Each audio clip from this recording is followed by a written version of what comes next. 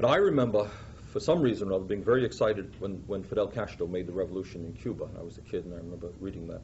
And it was just seemed right and appropriate that poor people were rising up against rather ugly rich people. And I remember, again, very distinctly, a very distinct feeling. I was watching the debates. You remember the famous Nixon-Kennedy debates. That was the first time the presidential candidates actually debated. And I was becoming increasingly interested in politics. Didn't know much, but was interested. I remember sitting in the student lounge at our dormitory watching the debate. And at that time, well, we can talk about Cuba now, I was very excited and impressed by the Cuban Revolution. And there was Kennedy and Nixon talking about which particular method they should use about destroying the revolution.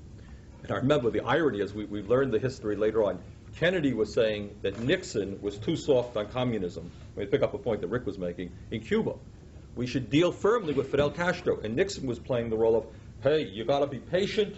You know, you can't do these things. You got to negotiate. Well, of course, what he was upset about is that secretly they were planning the Bay of Pigs invasion right then.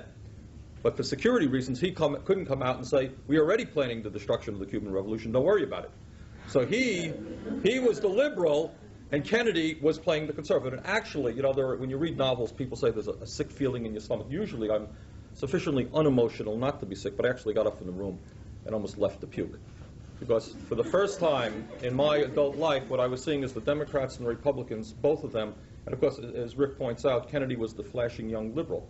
And what we were seeing right before my eyes, way, way back then, and I didn't know anything about politics, but clearly that there really wasn't a whole lot of difference between the two.